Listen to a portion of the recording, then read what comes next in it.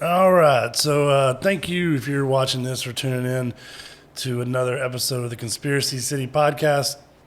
I'm RJ Avery, your host. And just a reminder, if you're tuning in, the Conspiracy City podcast really isn't a conspiracy podcast. Sure, we'll talk about conspiracies, but the name just comes from being here in Dallas. That the Dallas is home to one of the larger conspiracies, at least in American history, with the JFK thing. So that's where the name comes from. So if you're curious, because I've had some people talk about that, what I'm looking to do really is to interview people, whether they be comedians, business people, anybody in town that I'm interested in or know and find interest in. So if you go through some of the videos we posted, you'll see that it's not about conspiracies. So if you're looking for that, I would say check out Conspiracy Castle on YouTube. Alex Stein is an amazing local flat earther. Truth, I think they call themselves truthers. But he's a great dude. He's from the area. He has an amazing conspiracy podcast. So having said that, across from the table from me today and next to me on the screen here is Peng Dung. So, right? Peng Dung, that's how you say it? Yeah. And it's pronounced dung because you're the shit? Yeah. It's a dad joke. But yeah, no, Peng's been a comedian 2 years? Not long. Maybe less than 2 years, I guess. Oh, it's almost 5 years now. Let's see. I started in Atlanta, did comedy there for a year. Okay. Well, it's going on 5. Okay. I've been here for 3 years. You've been here for 3 years. Okay, Yeah. that's where I didn't realize that you had done comedy or started in Atlanta as well. So, Yeah. well, awesome. So in 5 years though, you've already had what I would say is a pretty good level of success to an extent, as far as most people go 5 years without ever getting even booked. Oh, I mean, I don't know anybody that's like that, but Well, you're across the table from one. No, but no, just kidding. But yeah, I mean, relatively speaking, in 5 years to go from to not doing it to now have working with people like Jeremiah Watkins, and then being a paid regular around town, feature comedian. It's just a really cool, fast timeline, right? I mean, I agree. But yeah, so we talked about this before, but obviously you're from the Middle Kingdom, as I called it. Yeah. Right? That's the land of was it the Red Dragon? Whatever, but China, obviously. Peng's a Chinese comedian. He's been here. I think you've been in the States, you said, since you were a teenager. You grew up here, or No, a kid? I came here when I was 25. I'm in things all. Sorry, your interviewer is horrible today. He didn't do his research. Okay, so 25. So I guess how old are you now? I can't remember. 35. 35. So 10 years ago. Yeah, Okay, all right. So came here. Did you obviously knew some English before you got here, or did you really just learn on the ground? I mean, we had English classes since 5th grade, 6th grade. Really? Yeah. Okay, so it's kind of an relatively easy transition. I mean, I wouldn't call it easy because I went to Alabama. Like the kind of stuff we learned in China was pretty much British English, Right? the Queen's English. So it's a lot different from what people talk in Alabama. Yeah. Right. Where'd you go? Did you go to school there, or did you just land there to work? Like, I went to Auburn. okay. Yeah. Oh, all right. Awesome. Yeah. No, there's definitely the Queen's English and what gets spoken in Alabama is probably learned more in Alabama though, right? I mean, there's a lot of rednecks, and rednecks are ingenuous, have a lot of ingenuity. And Yeah. a lot of times, I don't know. Yeah. So if you get out into those outside of the campus, you might have found some of those out there. I don't know. So when you left Auburn, obviously, and left Alabama, did you go? You went to Georgia first, I guess, Atlanta, and then Yeah, I went to Atlanta. yeah. Yeah. And how'd you get started, and what made you want to get into comedy in Atlanta? Like what was the catalyst, or was it something you've been thinking about from a long time, or? So I used to work for a big corporation we used to do a lot of meetings and presentations. You're in finance, right? I think. We worked in a consumer electronics business. It's a big company from China. They make TVs, Right. and home appliances. Right. Yeah, they own a couple of big brands. Right. Wouldn't mention their names, but No. So you're here living the rat race, doing the American rat race, basically, right? I mean, that's what you were doing. Yeah, At 25, right? Yeah. So they pretty much bought a bunch of name brands that are famous in America, and Consolidating them, and then okay, yeah, that's pretty normal. That's been a normal thing of business here in the past 10, 20 years in America, for sure, is the big brand selling out. So that landed you in Georgia, but like, because you kind of, I think a couple of weeks ago at the open mic, you mentioned you were talking about it, because I hadn't heard you talk about it before, but you were talking about that you worked in a corporate job. Yeah. And then, obviously you don't work in a corporate job anymore. Right. So I guess, like what happened? What was going on with that job, or how were you exposed to stand-up comedy, or even the thought? Because, like, I until 5-7 years ago when I met some open micers, I'd grown up in Dallas all my life, loved stand-up comedy, but never ever thought about like, oh, I could do that. You know what I mean? Like, I never had that thought until like actually kind of meeting some people that actually did it. So, like, who did you meet, or did you just like, was it random or? Yeah, like I said, I used to do a lot of presentations. The environment was like half Chinese, the other half is like American workforce. Right. And I don't know, it's just everyone's presentation was pretty boring to me. Right. So I try to make it interesting, and I quickly realized that if you throw in a little jokes here and there, Right.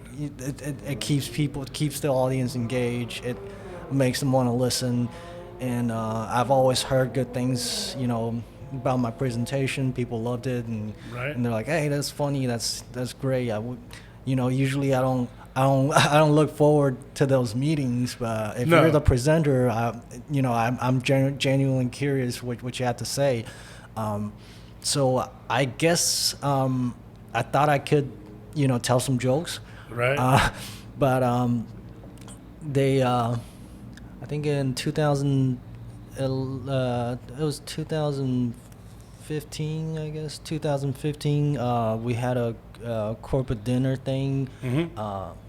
And they wanted us to do talent show. I don't know if that's a thing in American, culture, but it's definitely a thing in like China. Talent shows? Yeah. Yeah. Well, it's definitely like we had them when we were in like grade school and stuff. Yeah. 100%, It's like that. But, we do that a lot. Like companies in China, we do that a lot.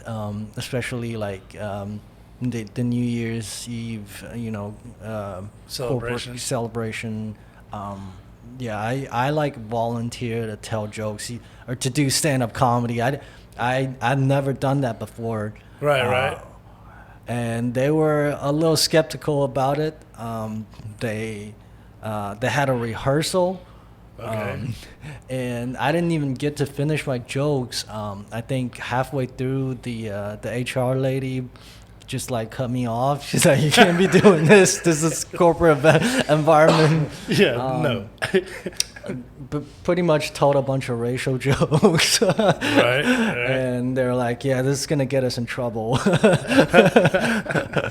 did they allow you to do it, or? No. I was pretty pissed, but my coworkers were like, hey, we think you're funny, but if you can't do this, we can like go to like open mic. There's a comedy club in Atlanta. It's called Laughing Skull Lounge. Okay. So I signed up for their open mic, and all my coworkers went to watch me. Sweet. So that was not all my bet. There's some people from my office. Yeah, the supportive ones are the ones. Yeah. Well, I mean, that's pretty cool. I mean, that's because I mean, it's I've noticed that about comedies, like, because before I even got on the stage, I had crazy stage fright, like, because I didn't do a lot of public speaking and haven't done a lot of public speaking. So it helped me get over that. But what I've noticed, though, too, is that, if people who are used to, or if if you do public speaking for work, or if you do it, if you've been raised in the theater to an extent, or if you're like a drama major or something like that, they tend to adapt faster, or better, because you kind of already have the understanding of the crowd and the dynamics, and kind of like what you said is just, throwing a joke in a serious presentation, makes the presentation better, and nobody likes those meetings, right? I mean, Right. that's the thing. Everybody has to go to them if you work a job like that. So, that's a pretty cool way of getting into it. I didn't realize that's kind of how it started. So, when you got to Dallas, though, you kind of got here, and so you'd already had about a year under your belt, maybe 2 years, I guess, when you got here. Yeah, it was 1 year, but I probably did maybe 10 open mics in that entire year. Right. Yeah, so because it's pretty hard to get on that open mic list at the Laughing Skull. Okay. And I didn't know about any other open mics. Right. I was just not like in the scene, I guess. Didn't make any friends there. Right. I just try to like sign up because they sign you up months ahead of time. Oh, for an open mic? For an open mic. Wow, that is a bit different than what we do. It is super different, actually. It's kind of interesting because they have they have open mics on at least used to have open mics on Monday, Tuesday, Wednesday. Okay. 3 nights. Right. And they sell tickets. Right, to the crowd. To the crowd. People got to pay to get in. Right. And it always sold out. Yeah, well, I guess I'm assuming it's an entertainment district of Georgia or of Atlanta, probably, like a busy area. Right? Yeah, they call it Midtown. It's kind of like the Uptown Dallas. Right, yeah. Kind of like the not Edgewood, Little Elm, Deep Ellum, Ellum area. Kind of more urbanish than the rest of the area type place. Yeah. No, that makes sense. I mean, I think, I could see that being a thing in a place like that. So basically, you have people who paid for comedy, and now they want their open mic booked. That's kind of like the improv does it to an extent, right? They want to make sure that they're not putting people up that are just horrible, I guess, right? Which that makes. I mean, it's still free. It's still free. I mean, it's kind of like what Backdoor used to do with their open mic. They charge people to get in. To get into it, yeah. Yeah. But to the comics, it's still free, and it's stage time. Yeah. Yeah, well, I mean, 10 mics is all right, but that's good. I guess you got here to get more practice because. Right. I mean, that's a cool thing about, at least what I liked about the scene pre-COVID, and even now kind of coming out of COVID, there's a lot of opportunity to practice. Yeah. With those 10 mics, I made a count, though. I like pretty much wrote a different set every time. Right. Yeah. And worked it out. Right. Yeah. Well, that's one thing I've noticed about your jokes is, like, as opposed to someone like myself who kind of, when I go to open mics, I just ramble. And I'm looking for what works in those ramblings. You're a different style in the fact that you've already written out your jokes. And I'd imagine translating, because I don't know how I'd imagine you think in Chinese, if that makes sense, right? I only speak one language, so I don't know how. You know what I mean? So half of the time. But when I'm sleep talking, I sleep talking Chinese. Yeah. So, well, I guess what I'm saying is that it'd be harder for you to just go up there and ramble in English. Oh, for sure, yeah. Than someone who like myself. Like, you could go up there and ramble in Chinese probably, and fucking do some hilarious stuff to the people who understood it. I don't know. I admire that kind of comedians because I can't be off the cuff funny. It's hard. It's tougher. Well, no, it is, and it's a different animal completely. Like, whereas me is like, I can't understand I think that maybe, you take that, or you good? I think that maybe, like, and that's one other place, kind of where you're at now, I would think you've done enough shows, enough crowds, you've got enough reactions from your jokes. As you're writing new jokes, you got a better grasp of what might work a little bit better maybe, and can try those things out on shows and stuff and see if they work a little easier. Which I think everybody gets that as they get better and better. That's hopefully. Yeah. I would say starting out, I write about things that I think that might get a reaction from the audience. Right. Like, if that makes sense. I wrote jokes. I used to write jokes to get reactions. Right. I want to write about what I think the audience thinks funny. But versus nowadays, I want to write about things that I care about. I want to write about things that I think is funny. Right. And make it work. Yeah, yeah, and and let the audience decide what's funny or what do I have to keep or throw it out. Right. Yeah. Well, so like, okay, well, on to that, like a little bit. So what do you, what I noticed that you do post when you post online, you're, I would say woke. I don't want to say that's the wrong word, but no, you seem like you are a person who understands the concept of and believes in the concept of like independent liberty or personal freedoms, free speech. Know, it seems like these are things that you take serious, and like I've seen some of the stuff you shared. That's one thing as comedians we get pigeonholed into kind of sometimes having to always be funny. Which I don't think is necessarily true at all. No. The ones who are always on and always having to be funny, sadly, those are some of the saddest people, that you meet. You know what I mean?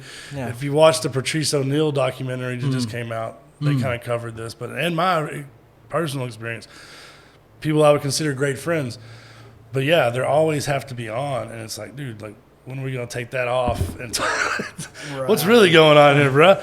But no, so you do obviously share some interesting stuff. And we kind of touched on this a little bit last time. I think we were talking about how in China they did like a China's Got Talent or something like that. And like the dude that won it, and there was two of them, were both Uyghurs. The rap of China, the rap of rap. Yeah, it's a hip hop thing. Yeah, okay. And like the person who won it was a Uyghur Chinese. Yeah. And if you're not familiar with what that is, it's basically a sect of Muslims that in China are, for lack of a better term, persecuted. And there is evidence of like literal concentration camps and like some pretty heinous stuff going on. I'm not a fan of any government or people like experimenting on people. Like, I think that it's a thing that's been going on for literally ever. I mean, there's Nazis did it. I mean, almost every culture has a form of it. In America now, it still happens, but it's like you get paid to go to a pharmaceutical trial. You know what I mean? It's a little different now to an extent. And mostly, not that ours is perfect, but it's mostly money centered. You know what I mean? Like, this seems to be like these people are specifically being targeted because of like their ethnicity almost like being black in the America pre 1950 or 60s or 70s or 90s. I guess it. Starting 2008, there was a big riot staged by the Uyghurs. I was born in that region. I was actually born in that region. Yeah, you mentioned that. Yeah, Northwest. It's like border with Kazakhstan, Tajikistan, Afghanistan. It's like pretty much Central Asia. Right. But far West China. Yeah. Well, they staged a riot in the biggest city in the region, and pretty much just went on the street and beat up and killed a bunch of Han Chinese people. That's when the central government in Beijing started to realize that they need to do something about the situation. Right. But throughout the years, the violence didn't stop. Right. Constant but small. Yeah. So they just continuously increased their presence in the region. They started like detaining people, put people on their watch list. Pretty much, counterterrorism shit. Yeah, same stuff we do in our country. Yeah. But as far as those camps go, is there truth? Do you believe there's truth to that, or do you think that's some sort of propaganda? I mean, part of it is because, like, I understand the Western notion of a concentration camp. Right. Well, let's be real. It's not a whole lot different than what our prison system is in America. It's not like we're. Just so you know that I'm not sitting here saying, it's a crazy camp. Like, this is some shit we do here. Yeah. Well, it's not. It's definitely not the same thing as the Auschwitz in Nazi Germany. Right. It's because those camps are designated to, I guess, designed to control the Jewish population and eventually, I guess, kill them all. That was the goal of those. Yeah, 100%. Yeah. But I think the differences between those camps and the Uyghur camps, right, and the Nazi camp is like the Uyghur camps. I think the Chinese government is trying to re-educate them, that's their term.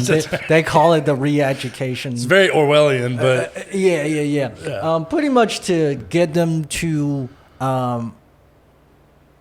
accept, I guess, the Han Chinese culture, or assimilate to an extent. Assimilate. Yeah. Well, and it's controversial. And it is very controversial, and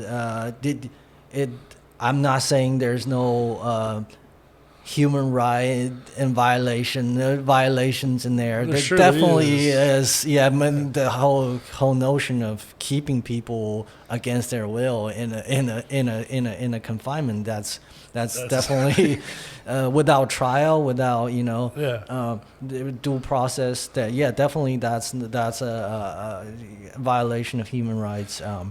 But it's not quite the same as the the Jewish camp. Yeah. Well, and so from my understanding of it too is this didn't come out of nowhere. Like you said, they did a riot, they did this thing, and as well, China's notoriously had the one-child policy at some point. Yeah.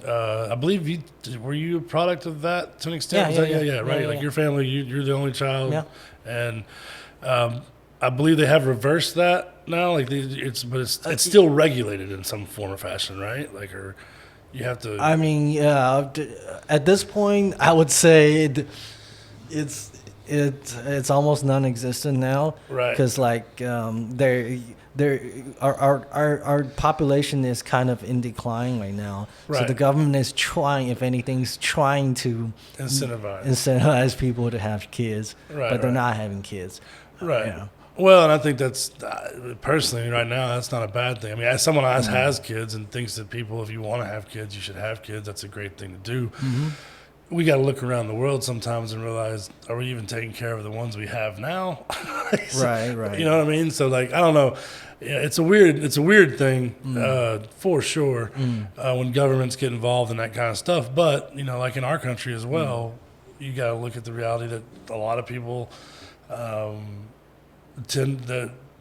kids can be used as a monetary a source of income in a weird way, and that's a thing that's happened in our country because of our government's mismanagement of basically resources and people. And you have whole swaths of people, and racist people would say, "Oh, it's black people," but no, it's not. It has nothing to do with black or white. It has, there are real roots in that, but as of now, it comes down to socioeconomic stature, and there's swaths of black people, white people, Mexican folks, Chinese people, all swaths of different people in our country who live in a lower socioeconomic class. Yeah, and they deal with a lot more kind of bullshit than a lot of people do. Yeah, I think I heard about this statistic somewhere. It says Dallas had the lowest, I guess, median income for Asian population, in America. In America, yeah, it's the lowest. Yeah, that would make sense. I mean, because I guess realistically, Texas in general, as part of the Old South, has been very anti-immigration. Just as the way, growing up here, you just kind of, even though my parents didn't raise me that way or raise me to be bigoted or be racist or to be any of those things, you could still feel it in the air. You know what I mean? You could still, there were people that really believed in that shit. And you really knew there was people who were really against allowing certain groups of people to move in certain areas. And, that's not shocking because Dallas is not I feel like the bigger Asian populations are going to be West Coast and East Coast I would imagine, or at least well paid, better assimilated into, having their own culture within our culture, because that's kind of a thing especially here. The new, I want to say the new immigrants from, the new generation of immigrants from mainland China. Yeah. Those are the people that have money. Like, they came from money. Yes. Yeah. Yeah. Well, and that's the thing that I was trying to write a joke on it, but it's hard. But you get the difference between when you have immigrants coming here now, unless they're literally probably Mexican or South American, or somehow maybe they are from another part of the world, but they came through that way. Mm-hmm. If they're coming in through DFW Airport or Addison Airport, these are wealthy people. These aren't immigrants that we should sit here as a I don't know. I'm not going to feel bad making fun of them, if you know what I mean. Yeah. Because that's the thing. Is I'm not punching down if I make fun of a person that comes from Africa and they're, literally come from oil money over there. They're a trust fund kid there. They move here and it's like, oh, you're mad because somebody might look at you bad or that you have to be nice to our police officers. Well, if I go to your country, I have to be nice to your police officers too, guy. That's interesting. Because when even when I was in Alabama, there were younger kids that came through our school, younger kids from China. Their family are really rich. Like I had this roommate who was. I don't know what his parents do. Probably government officials in China. Yeah, right. Yeah. Who knows? He just got a ton of money. Man, one time I took him to Atlanta, right, to purchase a what you call that, a Porsche. Oh wow! Yeah, he purchased a Porsche with a bag full of cash. Jesus Christ. Yeah. Yeah. That literally that's funny because when I was in college, there was this, one of my professors was an ex-DEA officer or DEA, FBI, and he told us the story of a guy. It was a guy, but it was a black dude in L.A. Back in the times of crack cocaine. And he did the same thing. He went into a Porsche dealership, basically, or a Ferrari, one of those, and bought the car cash. Yeah. Right? But then that's exactly how the DEA busted him. That's literally how the DEA came in and busted him because the DEA was able to, because basically anytime that happens, if you use that, even now the laws are like $5,000, but any large amount of cash you just drop on something, those dealerships, whatever they may be, cars, motorcycles, jewelry, if they don't report that to the IRS, now they become complicit. So like most of them are, oh, here it is. But yeah, if the kid was from China, it was probably clean money. It probably wasn't, crack cocaine money. So he probably was probably fine. But it's just crazy because we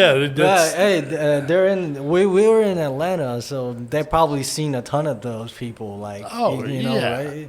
Yeah, athletes, rappers, drug dealers, a ton of them. Yeah. So it's buying stuff in cash. It's a big cash culture. Well, Atlanta's it's a pretty big cash culture, I'd imagine. Yeah. I don't know. It's interesting. It's an interesting dynamic though, because as a comedian, we want to be able to joke about everything. I think, and I'm trying to figure that out because it's hard. Because like when I was growing up, the immigrants that were coming here were poor. I mean, most of the people who ended up here.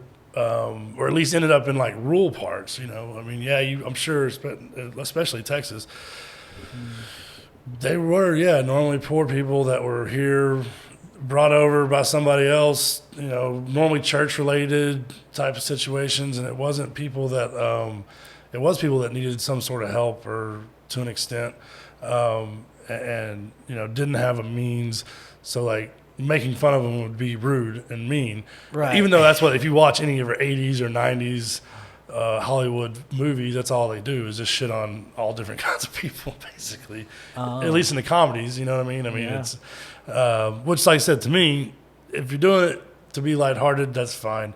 If you're doing it to be mean, that's where it gets weird. But yeah, so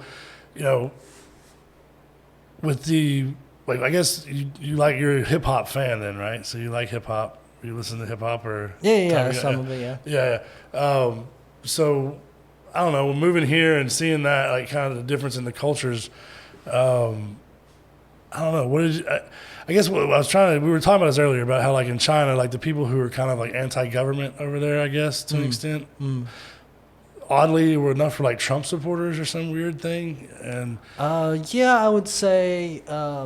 Some of the activists, some of the civil rights activists, especially the protest, the leaders of the Free Hong Kong movement. A lot of them are, openly Trump supporters. Right. Yeah. And I think we kind of talked about how, like, that's because I guess to those people, Trump is just like the idea of business, right? Like, he's just like this kind of. He's gotten where he has, or he's gotten what he does by being who he is. He doesn't take crap or whatever, that kind of stuff. But he's just kind of like this, I don't know, like, I don't want to say rapper, but almost kind of like a rapper style. Like, he's the end all, you know what I mean? Like, he's the best one at business. And if your goal is, if you look at life through that lens of money. I want to say the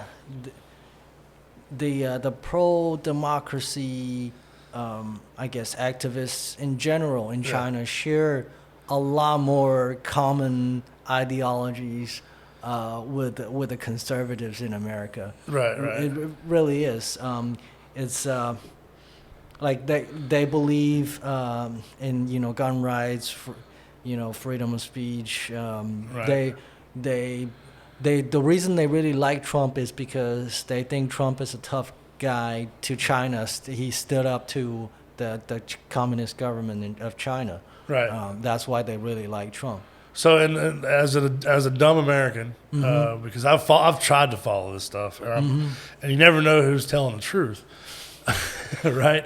But like it did seem like that. It did seem like to me that Trump did kind of stand up to the CCP a little bit in certain ways that our government maybe hasn't in the past 20 or 30 years. I don't know. The way I look at it, it may seem that way. Right. Well, that's the thing. But I think part of it is like for show. Like part of it was him to he was using those as bargaining chips for his personal gain.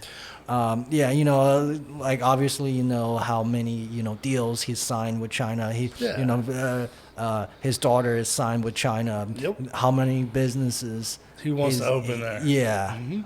Well, and it was weird because before he got elected, I was at actually a hip hop show in Dallas, and I was outside smoking a cigarette, and I was talking to a dude who happened to be a truck driver about the election. At the time, I thought Hillary was going to win. I thought that she would win, and that Trump was there just to kind of be a heel, just to be a person to kind of make it an easier win for her, right? And then he was like, no. She's like, watch, Trump's going to win. Well, no, he was like, Trump's going to win, and then basically he said, but the only thing he's interested in is like that is that he's more concerned with his brand being protected in China and ultimately being able to profit from it because. That's what's important to him. Yeah. And that a lot of him standing up to China was posturing and, shit talking, really just kind of like roasting to an extent. And there wasn't really any crazy substantial anything going on different than anything that happened. I mean, the elites of China and the elites of our country, I believe, have been working hand in hand for quite some time now, and different levels, and nothing really happened. It was just like this. Look how that's what people say about someone like Trump. It's like, oh, he's such a strong arm. It's like he's just kind of a jackass. Yeah, if anything, I bet China, the Chinese government loved it though. Like, hey, here's this bad guy that we can just all shit on. Uh-huh. It kind of like brings everyone together domestically because we have this giant, enemy. Now. We need this enemy, Yeah. Well, there's been psychology about that in the way of group dynamics of countries. And same thing I was trying to work a bit on is like how, as a country, if we want to get back to being a great country, we need to hate the CCP. Not China, but like we got to have, because as a country, if you don't have an enemy, you don't, and that's obviously a joke. I hope that we can figure out ways that we don't have to do that anymore, but it does work. It does bring people together, even if it is over nonsense. Yeah, it's all tribalism. Tribalism, But the interesting thing is, it's very different from back in the days, China, U.S. versus Soviet Union. Russia, back in the days, you can make all these movies and make Russians the bad guy. Every movie, Russians the bad guy. But nowadays, the movie market is so huge in China. Right. They had to put that into consideration that they absolutely cannot make Chinese or China the bad guy, the bad people in their movies for it to sell in China. So right. Yeah. So the movies over there are reversed. Well, I don't know. I'm thinking. So we don't. No, I mean, like you can't. You want to have an image of an enemy, but you can't have that. You can't do that in movies because you're trying to make money. No, you're right. Well, and I think it's interesting because I think the world that like I grew up in specifically was a very tribalized world, and obviously forever before that. But I think what we're in the middle of a change right now where, and all the rednecks and all the people that, globalism's horrible. It's like, no, it's not. Like, it's just kind of the end game of this, no matter how you spin it. We're a nation of people or a world of people from different nations who always want to go other places. Now more than ever, America specifically, I really don't think there's any other country in the world like ours in the fact that, we literally allow pretty much everybody in. We've allowed pretty much every culture, kind, people, whatever, whatever little subgroup you want to, not to be racist, but just to be classified, you can go to a certain town or a certain city or a certain part of the town and you can find that culture, almost to an extent. And, that's an amazing thing. And what I hope to see happen, especially as Americans, is that they lighten up a little bit on the nationalism shit and realize that, hey, we need everybody here. We don't need to hate. We need to hate corrupt governments. Like we do. We need to have a problem with that sometimes. We need to speak up, like in our country too. Like the people who rob us. This whole electrical thing, that was just because of it's just because of poor management. It's not, I believe that if you're a doctor and someone or a surgeon or even someone who's responsible for our, most of our linemen, the people who actually go out and fix stuff are paid well and have good jobs, but like they should make more money than, someone who just is a janitor. Right. Has a basic job with no real responsibilities and no consequences. But we've gotten to the point now in our country too where that's just so fucking corrupt.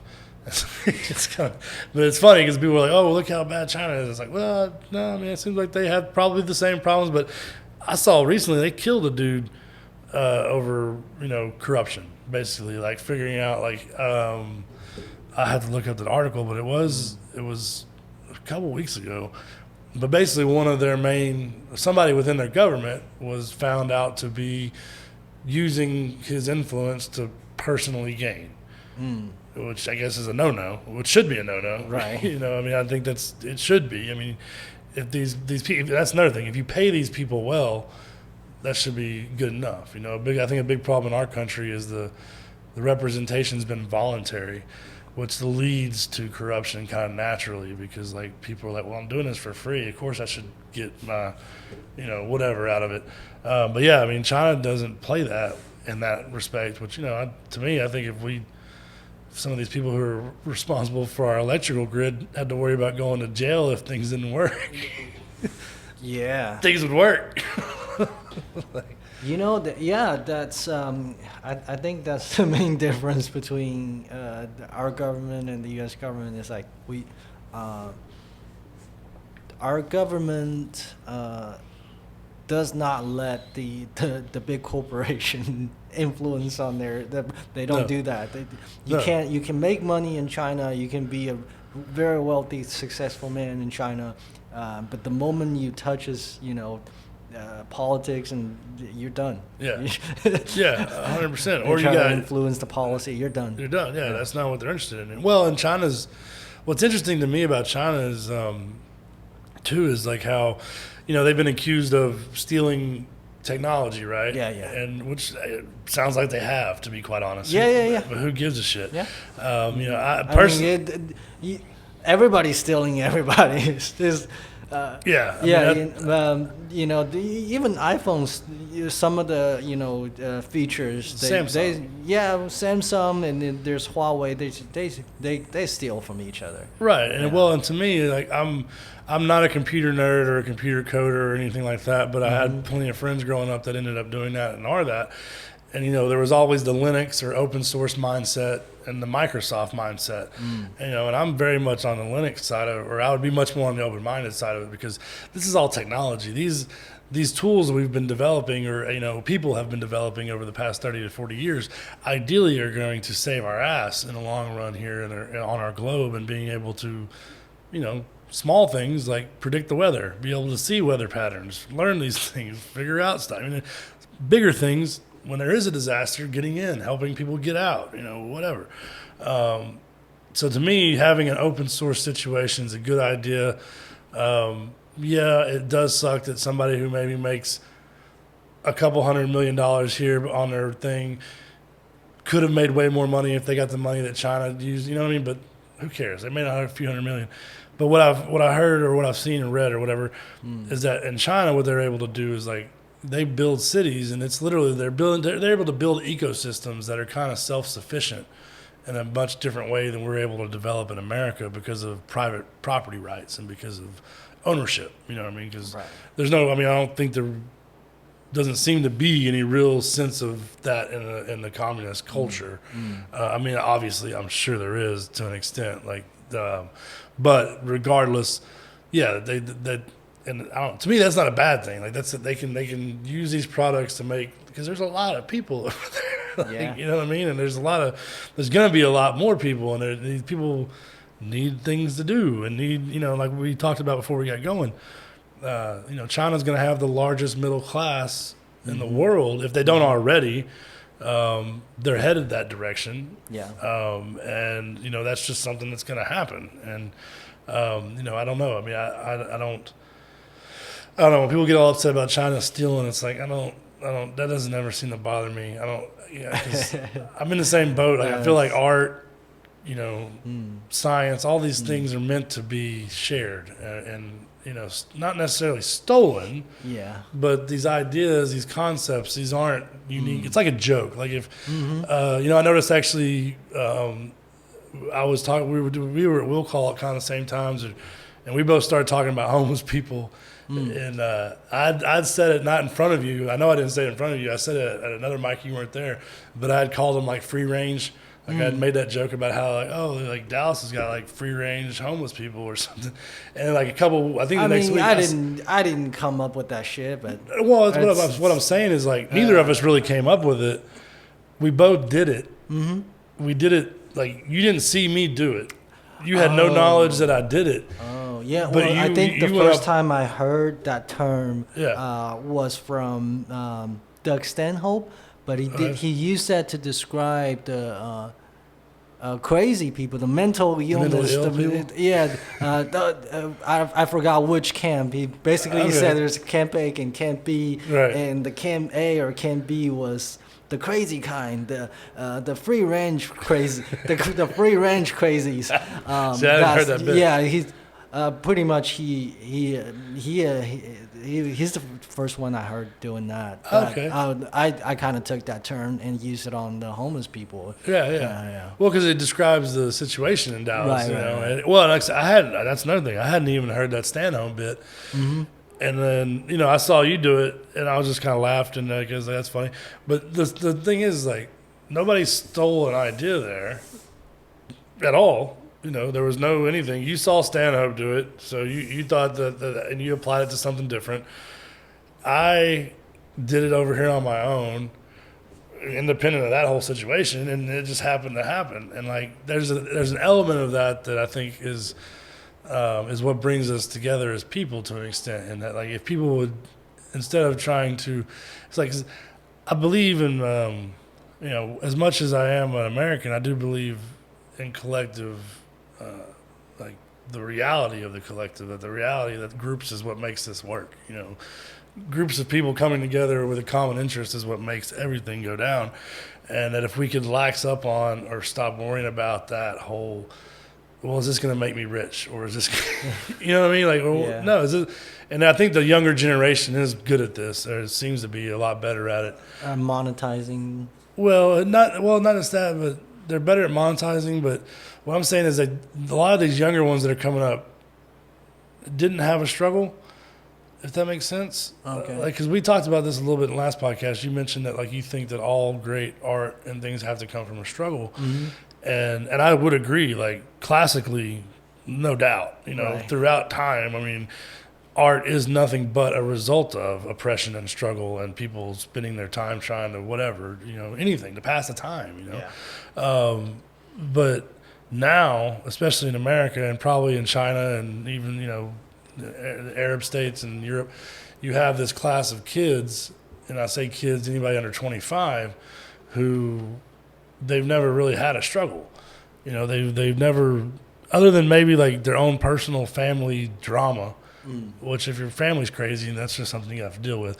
But the majority of them don't really have that anymore. It's like, hey, well, what do you want to do today? You know, what's your passion? Go pursue your passion. You know, that's a large subset. So, you know, I have hope that some of these kids, they're not worried about monetizing things as much as they are worried about tools that work and are going to benefit, you know, society as a greater whole. Because we do have to get out of that mindset of like, I don't know, of ownership. You know, because ownership's cool. You want to be successful. Yeah, I like the open source idea of a community, because that's how you are able to, you know, develop the thing that you're doing, whatever it is you're doing as a community. Yeah. It's like sports. You know, I used to skateboard. Right. That's, you know, the skateboard community is pretty much open source community community, because somebody invented this trick. And this other guy took the idea, put his own spin on it, and he invents another trick, and all of a sudden, all these kids are doing different tricks. But now you're looking at the younger generation of skateboarders, kids. They're doing tricks that are, you know, back in the days would be considered impossible. Yeah, like and being done by teenagers, and these are being done by like kids now. Yes. Yeah. No, and I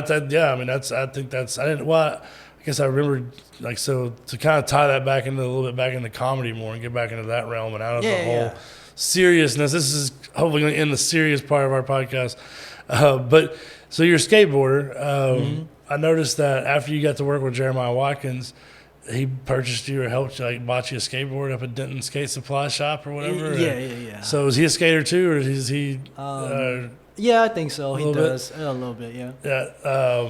So did you skate in China growing up? Was that something that was there? Well, yeah, I did in China. Yeah. Yeah, and then as a kid, I guess, and you know, but yeah, you're right, 100%. The way that kind of does, and comedy's the same way. That if we could all be a little more excited to see success in anybody and not worry about, I did something a little bit like that, and, you know, I've seen that destroy so many people. Right. And it's like, well, maybe there's a misunderstanding here, and maybe it's not as devious as you think. Maybe this like it was a happenstance, because that happens. Like people have the same idea. Yeah, comics are the worst at this shit. Like, I said that there's a joke about how bringing people up. Like, I said the next comedian plays clubs and college all over the place. This next guy went up and hosts, and he stole my line. That's my line. Like they're so protective of their lines, which you should be. But also, as a community, we're supposed to share. It's supposed to be a open source community, right? But I think the bad comedians copy jokes, right? Steal jokes. The good comedians, they also copy, but they copy, styles. They copy, how jokes work, how humor works. Right. And they take something. They may take a concept and sell it in their own way, or make it personal, or structure. Yeah, but it's still stealing. You can to an extent. You can copy someone's structure. You can copy someone's technique. Yeah, their cadences. That's how they present. Right. Yeah. No, and I caught myself. I catch myself doing that just naturally, like two different ways. But like if I'm hanging out with somebody that's from a different country, or like if I would go to Canada to visit my family, or even when I'm working in the kitchens, it's a natural thing to mimic back the tone of voice I'm being spoken to. Not like to be mocking, but like, it's just something I've always done even as a kid. And I don't think I'm alone in that. I think there's a lot of people that are similar to that. And you're returning what you're hearing to an extent, and you're not really necessarily trying to copy it, or you are trying to copy it, but you're doing it. I don't know. I always do it just as a way to familiarize myself with someone to an extent, which sometimes comes off very bad. They think that you're mocking them or doing something like that, which is not normally the case. You do some great like voice work. I've seen you do like the British accent. You've done a couple different accents, and that stuff to me is. Sometimes, people will see it as you're trying to mock him or trying to be funny. It's like, no, sometimes some people are just trying to like relate to somebody by or you do it unnaturally. It's like, 'cause you're surrounded by those tones of those people, so then you just kind of start talking like them. Like when I was hanging out with Josh Johnson a lot and going to mics with him, I noticed a couple of times I had to catch myself and be like, man, I'm delivering my joke. I'm delivering it just like Josh would. And I would catch myself, but I wasn't like ripping off material, right. But it's a natural thing that happens. I think anytime people hang out, when you start hanging around certain people and different people, and there's people that you enjoy and they influence you, and there's people that you don't, so you obviously don't copy them. But I think it's interesting. Yeah, it's a great form of flattery, right? Right. Imitation is the most sincere form of flattery. Yeah. And I think that's true. I think a lot of people get upset about it, but like anytime someone is like imitating or mocking me, I always find it hilarious. I'm like, that's funny. Like, thank you. So moving forward in comedy, what are some of your goals? So in 5 years, man, you've done amazingly well. You've gone from, like you said, just doing a couple open mics or 10 open mics in 1 year, to moving to Dallas and, finding a community here that's, been very receptive to what you do and how you do it. And really, you just got here at the right time, in a lot of ways. 'Cause, you got here like right after, just as a weird time, like a lot of bunch of comics left. A bunch of people had left, Hyenas was kind of lightening up, like they were letting people do open mics, so there was a lot more open mics going on, and that was really good. That was a plus. They were a little more restrictive prior to maybe 2017 or 16. They were interesting. They didn't. I don't know. There wasn't really rules. Nobody knew rules. Nobody knew what was going on. And if you threw a mic or you did something, they might tell you couldn't. But that kind of all was done about the time you showed up.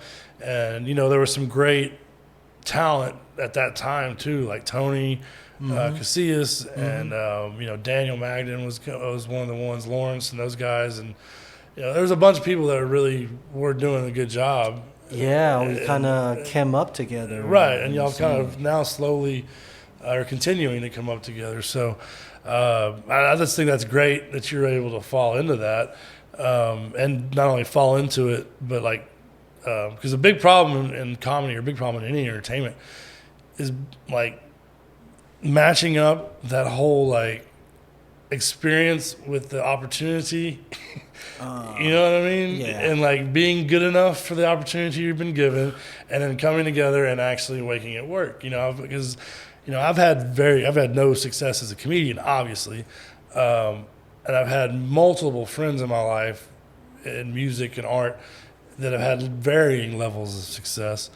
But I've seen a bunch of people that, unfortunately, they just never can seem to get that to work. That's always like they get a great opportunity, but they blow it. You know what I mean? Right.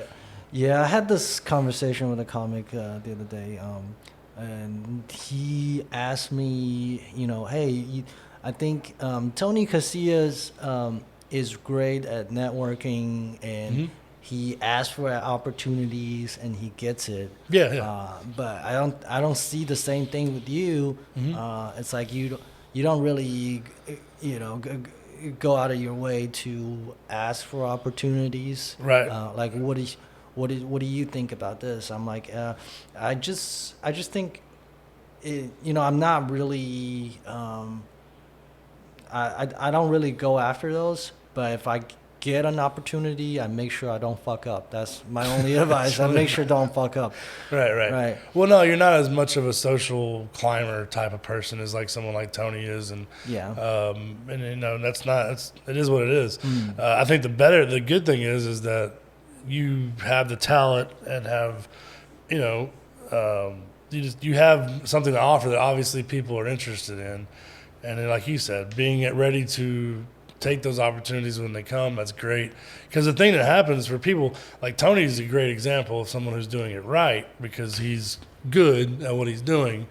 But I've met a handful of others who like are grinding, and it's like, but you're not really that good yet. You know what I mean? Like you're going out and you're trying to get all these opportunities and like do this and do that.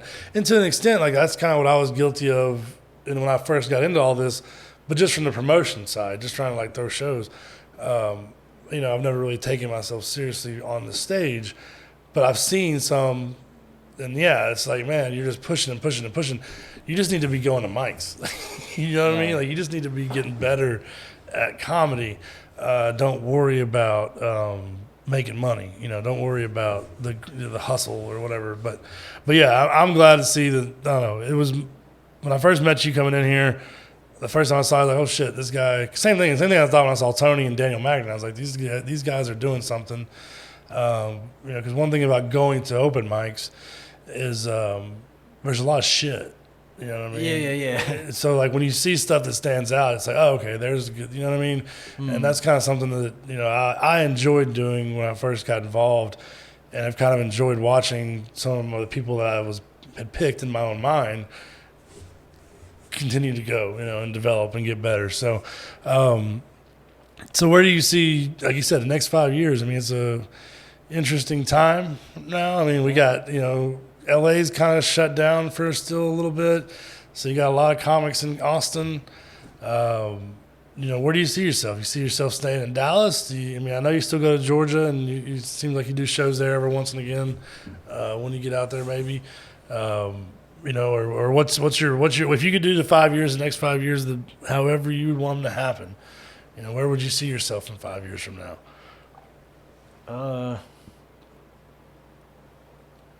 I don't really have a specific a goal or anything. I just want to get better and better. Right. Well, I just want to get better. You're a Buddhist then, obviously. Because you have no attachment to the outcome, so therefore you can't suffer. Right. Yeah.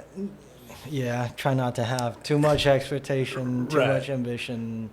Don't end up getting disappointed. Right. Because I've seen there's a lot of great talents here. Oh, even in Dallas. Even in Dallas that don't get near as much credit as they should. Right. Like Paul Varghese, Aaron Ariampor. Yeah. I mean, they just didn't move out. They just didn't move to a bigger scene. They kind of want to stay here. Yeah. But as far as comedy, stand-up comedy goes, I think they beat 99% of the comedians in America. Yeah, I don't know if I'd go that far. I mean, I like Aaron Ariampor. I think Paul's. They're really great comedians, but I think that's the reality though. Is that before COVID, especially, if you really wanted to succeed as a stand-up comedian, you had to get the hell out of here. You had to go to one of the coasts. You had to go to LA or New York. And obviously, if you wanted to do like bit comedy or improv comedy, like Chicago, Second City, you had to kind of go through one of those channels. But no, now that's changed. Because like a dude like Aaron, I'm more familiar. I'm not really familiar with either of them personally. But I follow Aaron a little more closely. I'm kind of a bigger fan of his work. It seems like why would you? I get it. Like the dude's like my age with kids, right. And his wife has a job that's good here. He came up through improv and Hyenas locally, and they get him. I think he did he was doing shows and he was getting booked and doing stuff and doing the life and making a menial income probably, and nothing crazy I'm sure, but good enough. So why would you just uproot everything and to change that? So I get that. But that was, I think until now, now I think it's different. Like I think now with Austin, especially with Joe Rogan and that whole crew there, being more of a nexus now of comedy, like it's different. Like you don't have to go to LA or New York anymore. There's going to be real eyes here in town and here around that are going to be. But that can also change, though. No, that can change tomorrow. I think we are way more optimistic Yeah. about the Texas comedy scene, especially Austin. We're way more optimistic than we should. Than we should be. Because that shit can change. That shit can change anytime. Like if the moment LA opens back up, people are going to try to move back. Well, I mean, maybe. I mean, there's some big moves that aren't going to change, you know what I mean? I mean, I agree with you that realistically it could change any minute, and LA's not going away by any stretch of the imagination. I mean, I don't think. I mean, they're going to come back from this in some form or fashion. Personally, my personal, this goes into the conspiracy thing. I mean, I do feel like there's going to be a large, Chinese or Asian influence, and there is in California, and that's going to continue to build and be. It's just going to be different than it is. It's going to be a different way of doing things, because you can even see in the ways that Texas handled this pandemic, as opposed to California, it was just different, And I don't think you're going to see Texas really succumb to any sort of like, hey, you're going to have to listen to us type of shit from the government.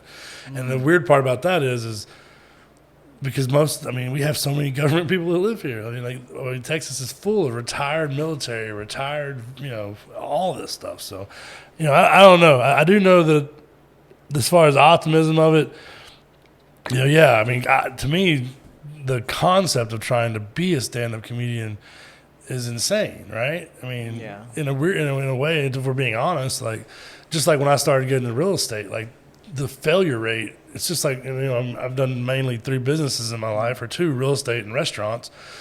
I've never owned a restaurant, but the failure rate in restaurants is 95%. And then in real estate, it's the same thing. It's like 95% of the people who get into it fail, And I was lucky enough to succeed. And I do think in Dallas specifically that there are some 5%ers. Yourself, in my opinion, being one of them, and a handful of the other comedians that are around now, and that could really are viable and could make this a living for themselves. You know what I mean? Like because of their personal ambition, their personal drive, their actual funny. All those things are lining up kind of right. But yeah, I hear you. We probably shouldn't count our chickens before they hatch. Right. And yeah, I think what makes LA scene or New York scene better is not just the comedians. I think Right. as far as comedians, we have people that are just as funny. Right. But I think it's the industry. One is the industry. There, the TV shows. Right. There's work. There's work. There's Well, there's creative work. Yeah, there's creative work. Right. Two, there's the two big cities are international cities. They get a lot of tourists. Right. Right. When they go into town, they want to watch these stand-up comedy shows. Right. That are showcase format. Right. It's just like our backdoor comedy, showcases. Right.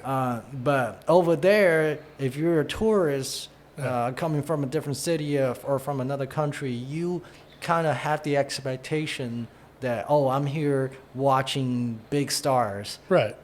So just by being in that scene, on that stage, you're automatically better. Right. In the eyes of the audience. In the eyes of the audience. In the eyes of, versus here, Dallas, people have entertainment. Dallas people have entertainment. We have clubs. We have places to go. Right. We've seen this shit. Like, you better do something. Like, they're way more critical. Yeah. Than the LA, New York, well, it's audiences. Well, like you said, we're not a tourist-based economy. Right. The majority of the people that are here are from here, are spending money here, work here. Right, and they are much more critical of stuff, and they are, like I said, and I think LA and New York, for comics specifically, there is the ability to get a little bit of work writing or doing creative stuff here, and you could do, you have an actual chance of catching a development deal or catching a deal writing with somebody, whereas in Texas, like, if someone's telling you that you're about to help them write a TV show, you're getting caught up in a pyramid scheme, probably. You know what I mean? It's just my opinion. Like, I've met a handful, and there are real development people in Texas, but the reality of Texas's market is the majority of production that goes on in Texas is commercials. Is corporate commercials. Yeah. And that's why, I think in Dallas specifically, there's such an emphasis on clean comedy, because they want the clean comedy, because the small amount, there's only a few, people that really have the connections in comedy in Dallas that people call for corporate gigs. They know they can't book anybody. They have to have somewhat of a quality somebody that does that. So that's why they push for the clean, because we have that's where some of the clubs and bookers make a good amount of money, because some of those corporate gigs can pay. Whereas a normal, if I was gonna invite you out to work at a bar show for us, the best I can guarantee you maybe $25 to $50 plus whatever tips, because there's nobody's making any money. We're not doing door charge and stuff. But some of these corporate gigs can pay $1,000, $1,500, and then the people, the handlers, will pay you or somebody else $300, $400 to go do the gig, and now bam, they've got, what I'm saying? So that's why I think there's this huge emphasis on clean here, where you don't have that really in LA or New York. If you want to write, or if you want to go like the whole Radio Disney kind of route, that's what you're going to have to do. But the majority of stuff out there, you're allowed to do what you want to do. Yeah, you're freer. Like I said, there's more of a vibe of actual success around. Whereas in Texas, I don't know, like, it's just not there, right? I mean, I don't see it anyways. I mean, most of the people I've seen who act like they're really a big success are normally a little delusional. Right. Just a touch. I know. Yeah. But like I said, we shouldn't be that optimistic. Yeah. It takes a lot of stuff, for it to happen. It's something way beyond comedy. It's the economy. It's everything. Industry. Yeah. It's everything. It's a bunch. Well, I'm optimistic just because I do feel like regardless of everything in the next 10 to 20 years as a world, we're going to see some pretty interesting stuff. You know what I mean? We're going to see some pretty interesting changes. We've already seen some pretty amazing changes in the past 20 to 40 years, if we're honest. The fact that we have these things and that we can do what we're doing now, just sitting right here, would be something that like 15 years ago, we wouldn't have even really, most of us would have been like, well, what are you talking about? This is time travel stuff. Right? Yeah. When I was a kid, I used to ride a wagon to school. Right? Like an actual wagon. With a horse? With a horse. No, not a horse, a donkey. Oh, shit. Yes. Jeez, so no. Yeah, they were like horses. Some of them are horses. Some of them are donkeys. Small donkeys or small horses or donkeys. All right. Yeah. That's pretty wild. Yeah, I mean, I didn't grow up I grew up in Texas, so everybody would think that like we had a horse and everything. No, we didn't have horses. No, yeah, but talk about changes. Man. Yeah, we have high speed trains that the magnetic trains now. Right. We're traveling from city to cities in a matter of 10, 20 minutes. Well, so from where you grew up in China, it sounds like if you were in a buggy, literally, a horse and buggy or a donkey and buggy, whatever, that's a relatively rural area, right? Like that was a relatively not city area, right? Yeah. So nowadays, has that area changed? Has it become more like cityified or whatever? Is it developed? Yeah. It's a city. It was a city. It's a bigger city now. Right. It was just a town or small. Yeah. Yeah, because the place I grew up in was less than 5,000 people when I grew up there, and had one stoplight, type of thing.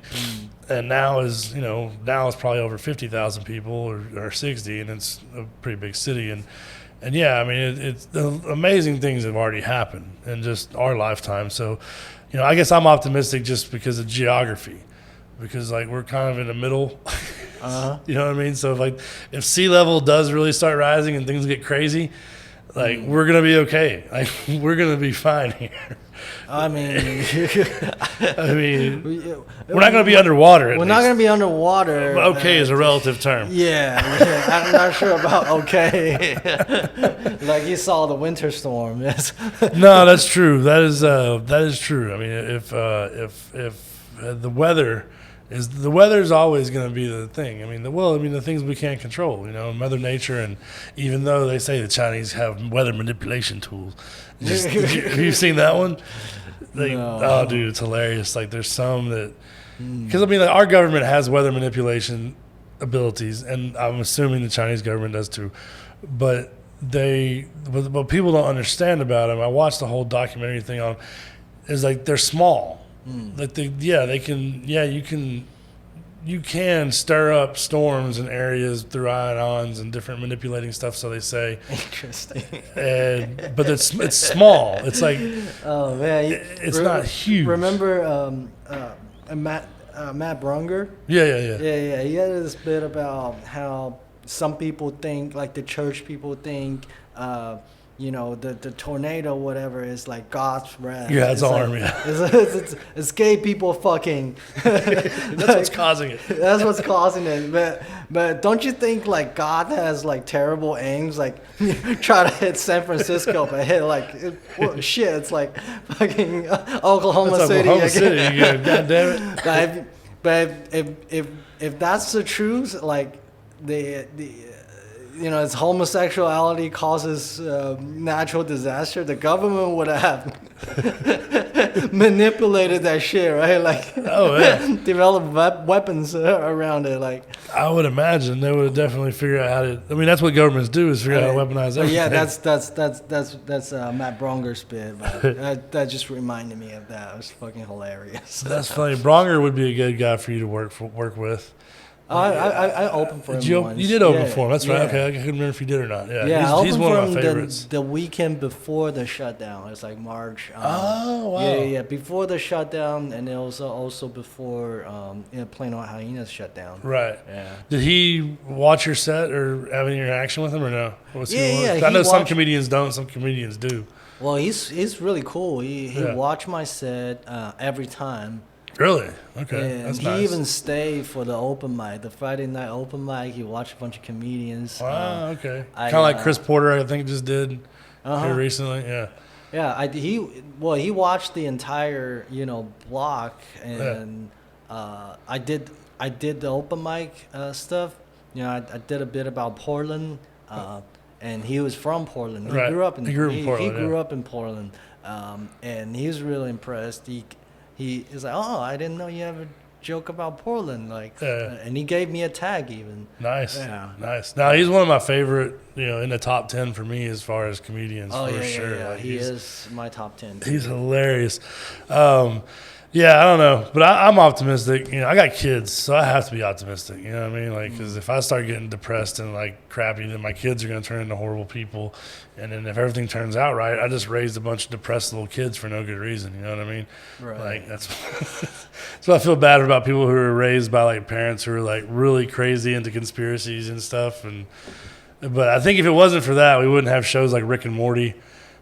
Probably that seems like that came from that guy was probably raised by meth heads or something insane. Real? I don't know. Did you watch Rick and Morty? Yeah. I mean, just like it seems like Dan Harmon, they probably had, or at least was exposed to people who were raised in tumultuous situations, for lack of a better description of the situations, with craziness around them. I was relatively lucky to be raised in a calm environment, which I think is helpful sometimes. Yeah. I think it is, but yeah, so I'm optimistic that, we'll see what happens over the next 5 years. It would be great to see, you continue to develop and hopefully go from, right now you've featured from some pretty awesome, we mentioned Bronger, Watkins. I don't know if you worked with Chris Porter, but I think you were around one of those shows. Oh yeah. I opened for him when he was in town recently for the New Year's Eve show. But he didn't watch my set or anything. No, because I already went to the open mic, but I guess he did. Yeah. I mean, yeah. Yeah. But what about so we'll kind of, I guess, where are we at? All right, cool. We're over an hour. So what about writing? Are you interested in developing or writing or doing comedy writing? Have you? Because I know Tony and some of those guys do that stuff. Or is that something that you're wanting to get into as well? I know you do print. Like you want to do acting or print stuff, right? Or like you've tried some of that and have dabbled there, right? Mm-hmm. Is that something that I guess you're continuing to pursue or try to do, or is that's as hard as comedy, isn't it? I don't even know where to start. Right? Yeah, it's a weird one. I would need some pointers to even start. Like I mean, with comedy, at least I can go to open mics. I know where to start.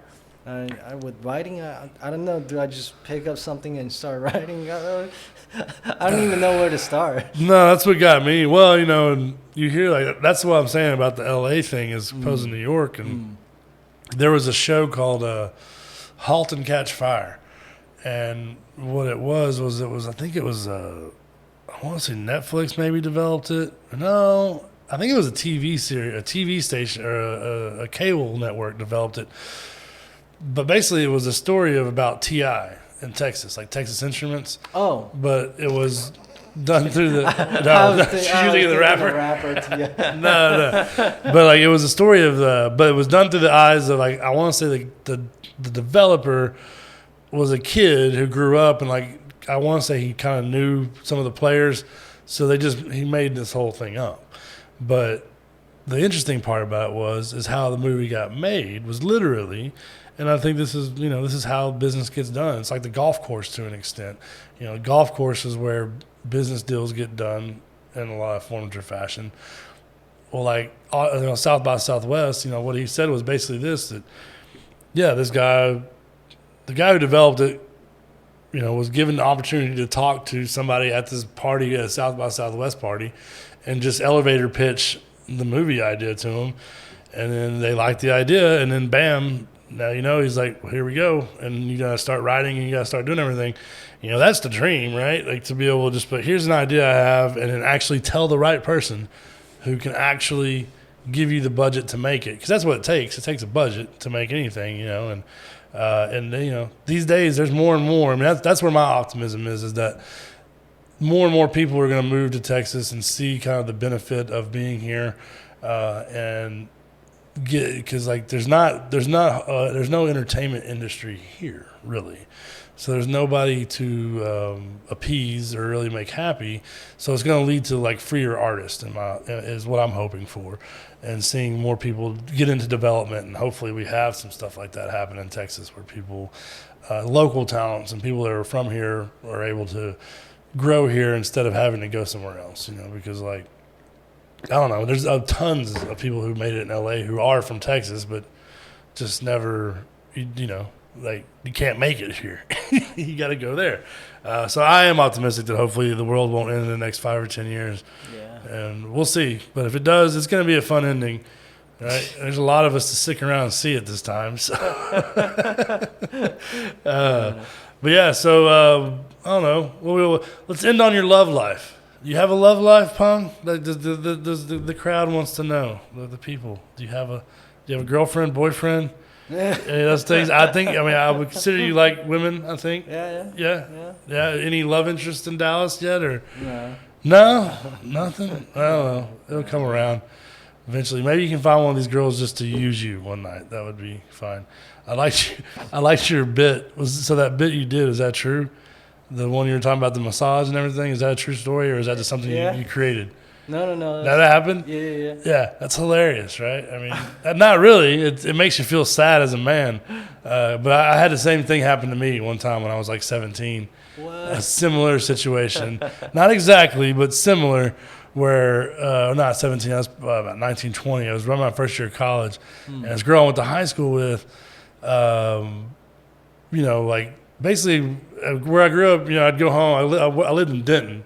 But I would go home some weekends. I would stay at my parents' house, and like you'd go hang out with your friends. You'd leave your car up in the middle of town to come back and get it before you went home. I left my car up there one night. I come home and there's a note on my car from this chick, and like in my mind, a girl who was a little bit out of my league, like not somebody that I would have ever, like the whole disappointment thing. Like I know I'm a solid 6 to 7. Like I don't try to hit 8s and 9s and 10s. And yeah, basically we ended up hanging out, went out, blah, blah, blah. Everything was fine. And we had a good time. And then we start, whatever. But ultimately I ended up just giving her like a back rub.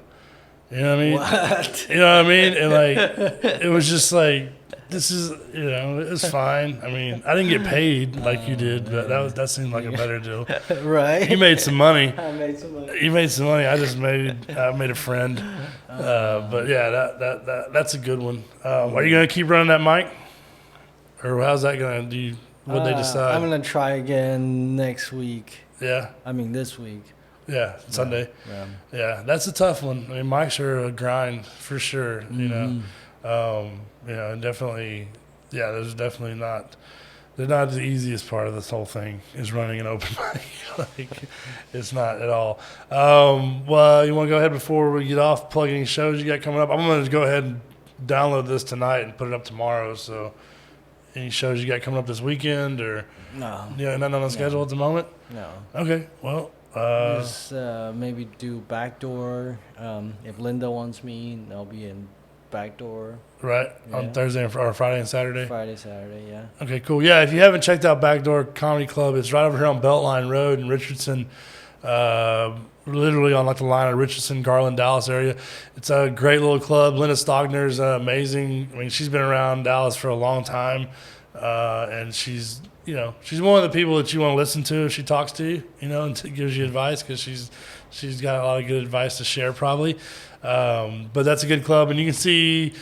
Sounds like you can see Peng there. I mean, any Friday or Saturday night, it really is the best place in town to kind of see some of the local talent, because typically improv and Hyenas have bigger shows those nights. Backdoor is pretty much always going to be like you, Shiva, Todd, Charity, Paul Varghese is there a lot probably. Charity Lester, she's amazing. Yeah. Who else? There's Arun's obviously going to be there. Probably Shri. Ralph. Barbosa. Yeah, Ralph was going to show up there a lot. Yeah. So yeah, if you're interested in seeing just like I would say a relatively affordable night of comedy, because I don't think she charges an arm and a leg to get in. I don't think there's any sort of minimums as far as drinks or anything once you are in. But it's a good place to see, like I said, a lot of the local people that are out here locally trying to do stuff, and are using those mics to get better. She runs the place. Yeah, like it's the comedy store. Yeah. No, they're professional. Yeah, they're very professional about it. Like they were good. Like I mean, you have to call in to get your time slot. That's what it was before. Yeah, I mean, in terms of the show format. Oh, it's like a bunch of comedians, just showcases. Yeah. It's just short sets. Short sets. Yeah, 3 to 7 minute sets, probably 10 to 15 at the max. Yeah. So it's definitely a good night or a good place to check out and get to see a lot of different kind of comedians in one place at one time. So if you've watched, thank you for tuning in. Check out Peng Dung on Peng Dung, I say right? Comedy. Peng Dung Comedy. Yeah. On Instagram or on Facebook, Twitters, whatever. Follow him. Promise he's hilarious. So definitely funnier than me, in my opinion. No, I like watching you. No, I enjoy it. I did your open mic last time, and it's fun. I like ranting in front of you because I can tell that, you're at least enjoying some part of it. Yeah, no, me in a room. Yeah. Yeah, we will always watch you if you're on stage. We're always interested to hear what you have to say. Oh, yeah. Because you're different. You have different style Yeah. than most people I would say, in Dallas. Some of it is not very structural, but No. I like it's just free flow. Just go. It's definitely top of mind. Like it's not. The past year and a half, I would say that I've tried. I might have about 3 to 5 minutes that's structured that I feel like is structured.